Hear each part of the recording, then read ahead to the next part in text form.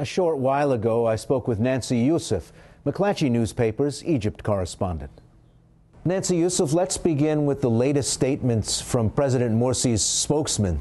It's hard to know whether the president is backing off or simply clarifying the pronouncements he made late last week. How's it being read in Cairo? That's exactly how it feels here after several days of protests and tents being set up in Tahrir Square, the scene of the 18 days that led to the overthrow of Hosni Mubarak's regime. Morsi met with judicial members today, and his spokesman came out and said that he would have the final say over all sovereign matters. But what constitutes a sovereign matter remains unclear. It seems that it could be as broad or as specific as Morsi wants. And under that agreement, he has ultimate say over those matters, and there's nobody who can overrule his decisions. And that could apply to things like the committee that will draft the permanent constitution, among other legal battles that are coming up in the next days and weeks here in Egypt. Through a couple of statements, it seems like the president is trying to protect one power more than all others, and that is to shield the Constitutional Court from judicial interference while it's doing its work. Why is that so important, to keep that Constitutional Council from being meddled with during this period? Well, right now, the Constitution is made up largely of members of the Muslim Brotherhood, which was his former party until he became president in June. Secular members, Christian members, liberal members have all resigned from the committee, and the courts were expected to rule on the legality of the Constitutional Committee next month, because a lot of the members are made up of parliamentarians who were elected in a legislative body that has since been dissolved. And the Constitution appears to be a document that will be largely influenced by the Muslim Brotherhood, and so that's become a key provision for everybody involved. So that appears to be his chief reason for trying to protect that body. What's interesting is, because he's also in charge of the legislative, if that Constitutional Assembly is dissolved, it appears that he has the say over who would be on it. I think what he's trying to avoid is being seen as being too overt in the assembly of the Constitutional Assembly. So this way he has a more distant approach to it, if you will. Was the president under increasing pressure over the weekend to rescind his earlier seizing of more powers as president? Yes and no.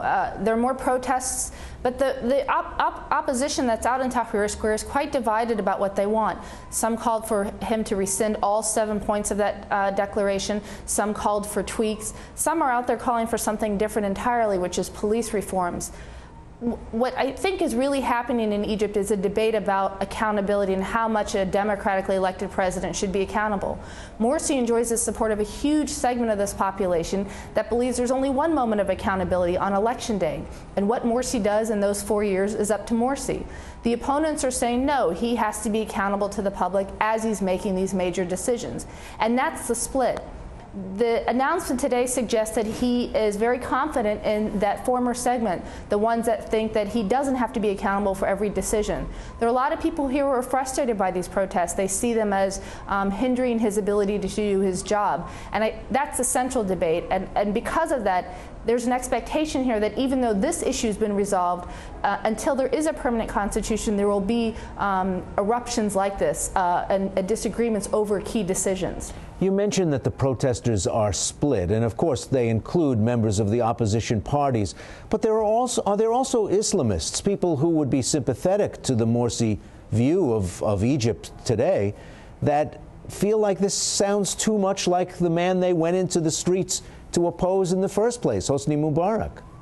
Absolutely. It's interesting when you go out to Tahrir Square, the diversity of the protesters in a way we haven't seen since February 2011, when Mubarak was toppled.